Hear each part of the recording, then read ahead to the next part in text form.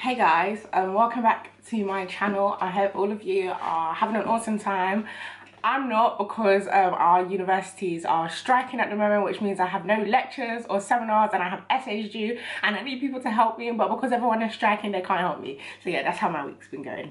Today I wanted to have like a candid and open chat about like my depression story about my mental health basically. For the longest time, especially you guys that have been on my channel for like a long time, it's something I think I've only spoken about it like twice on my channel, and you guys always email me wanting me to talk about like depression and mental health, but I don't think I've ever like let you guys in on how my mental health has actually been. And I just thought that maybe like by doing this video, hopefully it answers a lot of your questions and it encourages you guys as well in terms of your own like mental health, especially as a black student, not even a black student, just even as like a black woman, like being within like this landscape, what that means for my mental health. So I just thought, yeah, like I might as well do a quick chit chat on it. So yeah, I asked myself loads of questions yesterday and I've got them on my laptop, and I'm just gonna go by some of the open questions I've asked myself. But yeah, so that's what I want to do. And I'm also gonna attempt to put my makeup on as well, because I've got university. Oh, the library's calling me because I've got deadlines, like I said, and since no one's answering their emails, I have to tackle these deadlines myself. Okay, so my experience and where it stems from. So in general, like I never grew up as an anxious person. I was the class clown growing up in secondary school.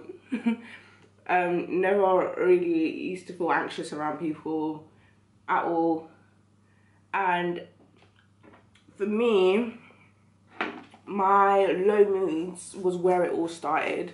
After my parents separated, it was quite like a trying time, because it's like I'd grown up my whole life with my parents together, living under one roof, and it's like that all changed really soon and very like suddenly rather, and there was literally just no time to try and where did I put the sharpener?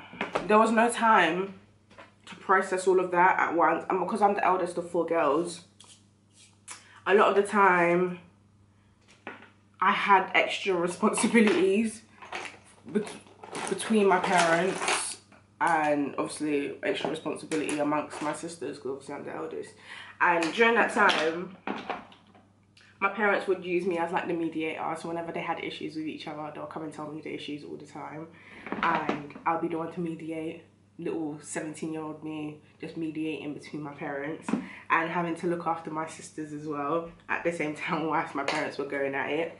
And I felt like at that point like, okay, now in retrospect I can look back and say like it bothered me, but at the time I don't think like I showed any signs of it really bothering me, because I don't know, like you're not deep in it at the time. At the time I'm thinking like, yeah, okay, 2 separate households, I have to look after my sisters, there's no time, just make sure that they're good, just try to be the best daughter you can for your parents, don't add to their stress, because I know they're probably stressed already because they're going through like their separation or whatever.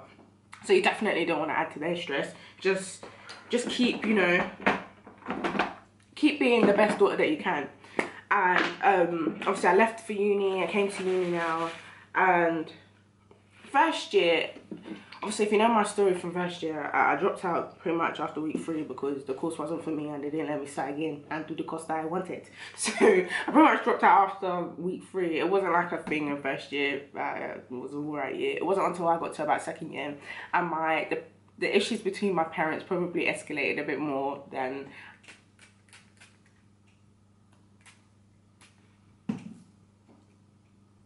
I would have liked. So not only now was I faced with the pressure of making sure that I did better this year, because obviously I just dropped out the year before. How dare you come to another new year and not do good? You better do very good. Let me take this off because my hair's probably set. There we go. Not looking like a maniac. Yeah. So I was like faced with all of this pressure of making sure that I did well in second year, and then I'm still having to deal with things at home. And for me, that was like, I would say that was those were the situations that really triggered low moods and anxiety before we even got into like moderate depression. And obviously I've been feeling these low moods, and I don't know, like you just think you're sad, because that's what everyone tells you. Everyone tells you that it's not depression, you're just sad. So I'm just saying it as, yeah, I'm literally just sad, and just work through it. It's sadness. It goes. Sadness isn't permanent. It goes away. And I was just really unhappy, to be honest. Like, I was really unhappy at my position as the firstborn in my household, because of the pressure that it had on me. And I was just unhappy, like, having to be the mediator for my parents, because in my head I'm thinking, like, you guys are grown-ass adults. You shouldn't have to need a 19-year-old to mediate between you guys. You guys could do it by yourself. And I think my issue was I never actually told them this. I just kind of assumed that they should know better because they're parents.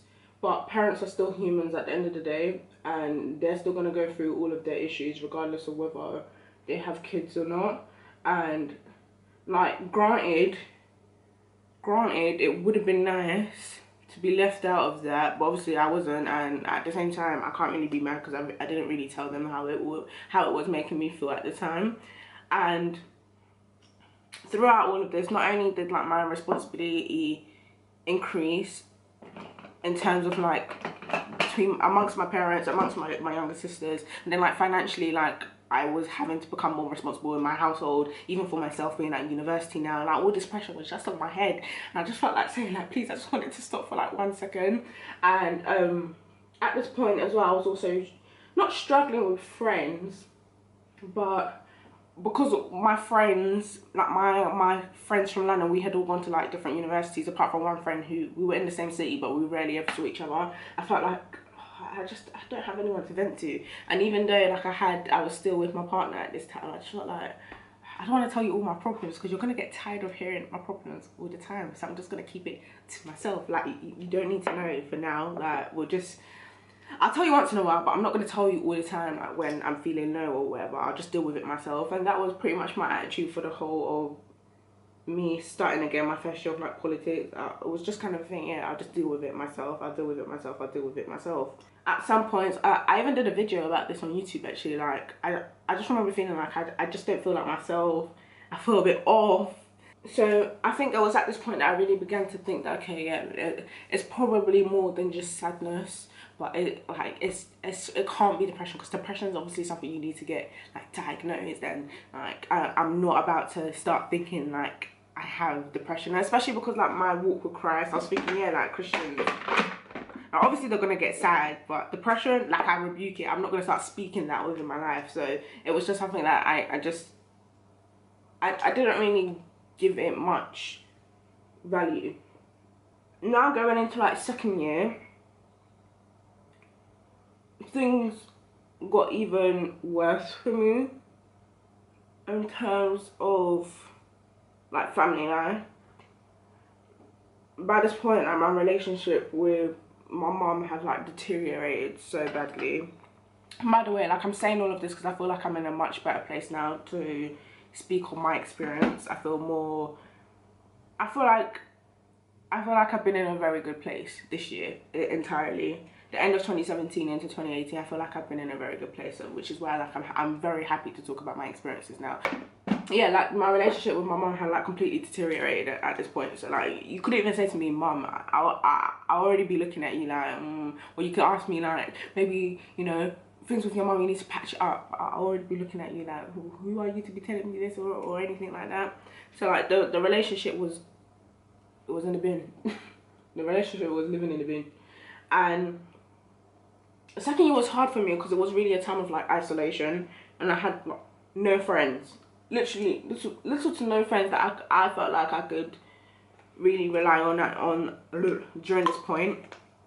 And obviously the responsibilities of the previous years, they were still there, and I had to work all the time, but I also had to make sure that I was going to uni and doing well at uni. And then I also had to face like all of these like extra issues that I had with like my deteriorating friendships with people, and that those things were always coming up at all times. And I was also dealing with like my relationship with Christ and how that was just falling apart. Like every step I would take like will be like 10 steps backwards.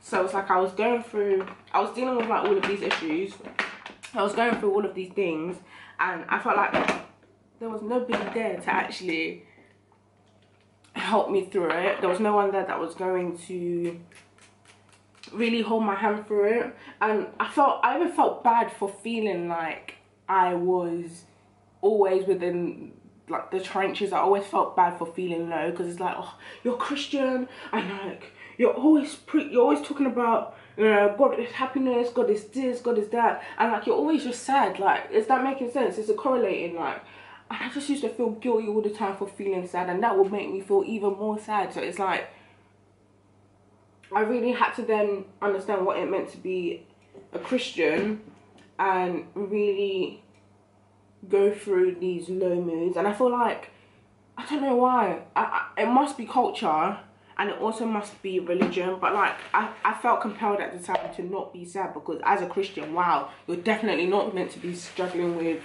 depression. And even if you are, like, you pray and it goes away. It's bigger than just prayer, it's bigger than all of those things, because you can still pray and you're still gonna get sad. Like, it doesn't stop the fact that you're gonna be sad. And I don't think I understood that at the time. I don't think I understood that those two things aren't mutually exclusive. You could still be a Christian and you could still go through depression. And I really feel like people that are religious sometimes might even go through the worst forms of depression, because they don't have the space whereby they could really acknowledge like their mental state, opposed to denying it and feeling like they shouldn't be feeling this way. So therefore, like, rather than acknowledging it, they sit there and they push it away, or they push it towards the back of their head, and they try and go on with life as if everything's okay, when it's really not. And in second year, last year, that was the year where I was diagnosed with moderate depression and anxiety together. So it's like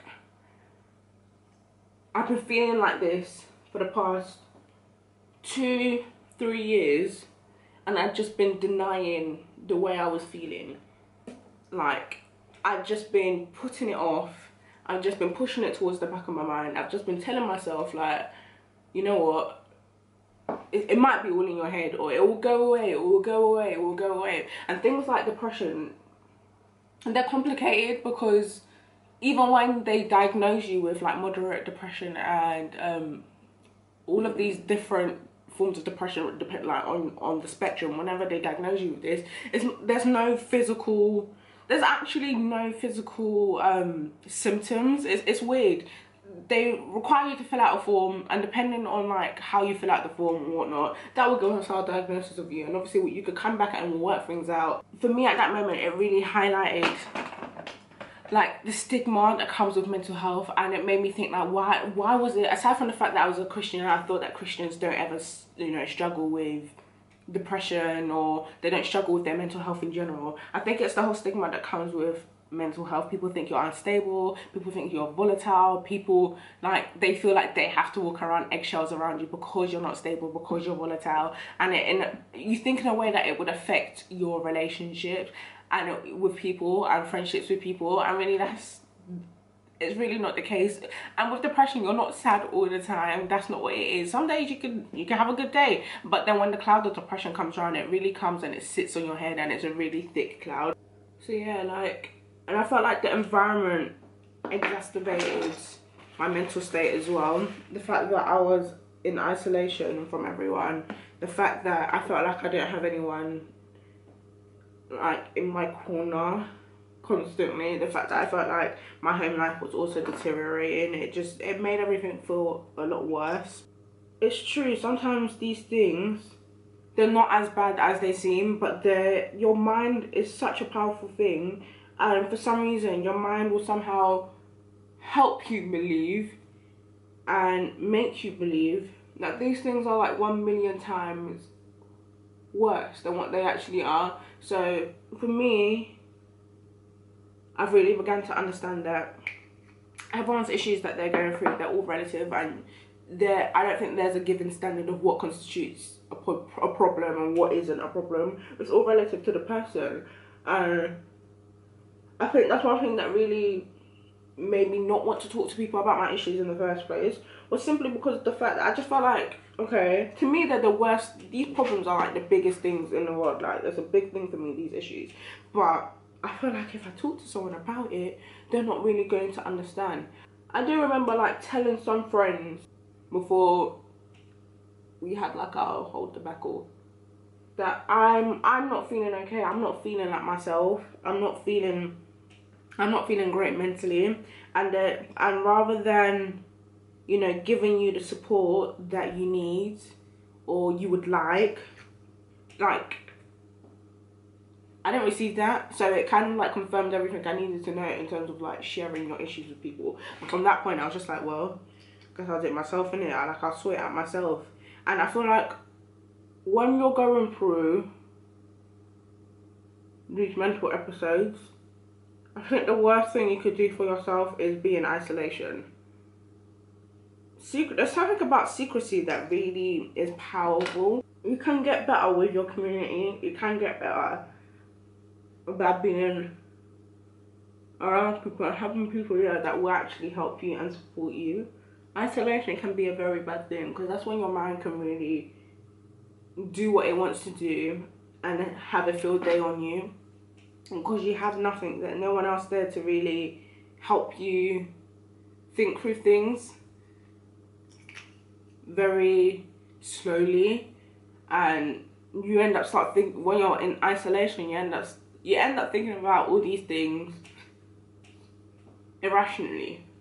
So for me, the first step upon like acknowledging that I'm feeling always low, I went to my university's wellbeing centre. So at the University of Kent we have a wellbeing centre, and like they deal with like all the like mental issues that you could face, or just like supporting students in general. That's what this is. C13, by the way. I went back and I bought the C13, so I'm gonna be using this instead of toast, basically.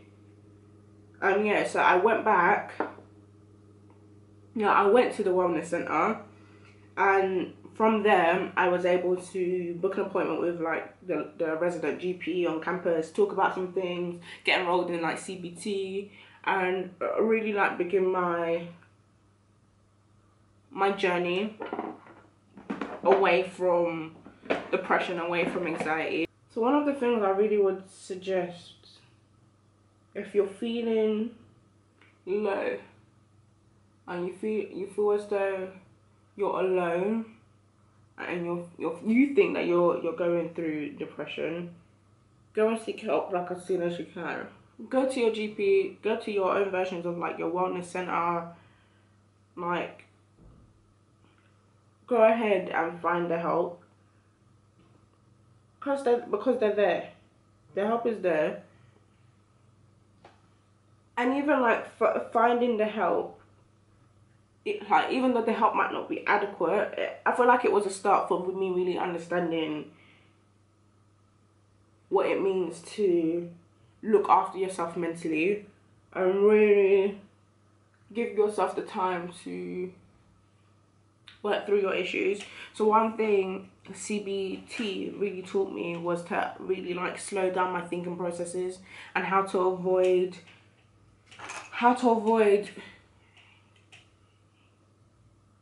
like working myself out, especially in terms of like anxiety. Like my situation last year in that house that I was living in, it was horrific. It was such a good breeding ground for anxiety, that like it really came in handy that I was able to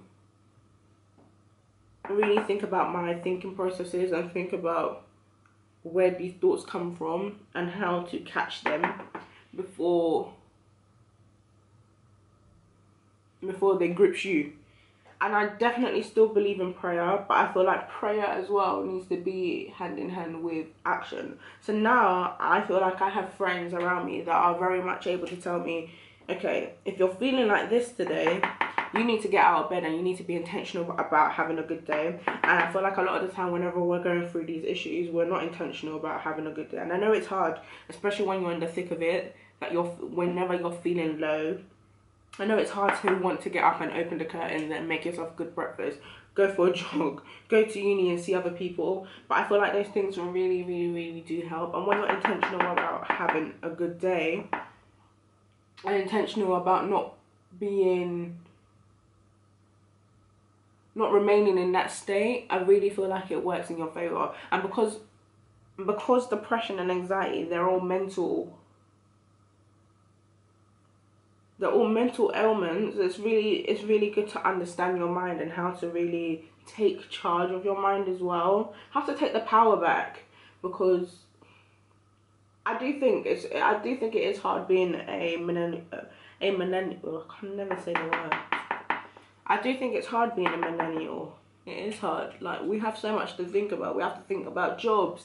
We have to think about further education. If we're going into further education, we have to start thinking about saving up for a mortgage. We have to start thinking about, who we're going to spend the rest of our lives with. We have to think about, like, our grades. We have to think about who we interact with. We have to think about trying not to be poor in the future. There's just so much that you have to think about like, even that alone, aside from your own personal problems that you could be going through, like, it's hard to remain on top of it all. And that's another reason why I would say it's important to have people around you, have people that are in your corner. I remember telling a former friend, because me and this person can never ever be friends again.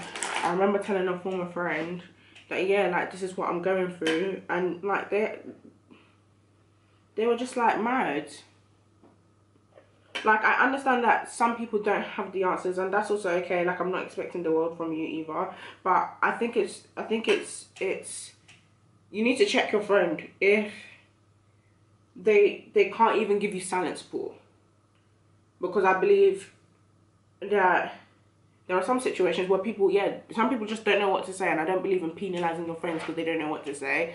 But silent support is something that your friends could give you, and you will know if someone's giving you silent support, and you will know if someone is just blowing you off because it's making them feel uncomfortable. Can we not do that in 2018?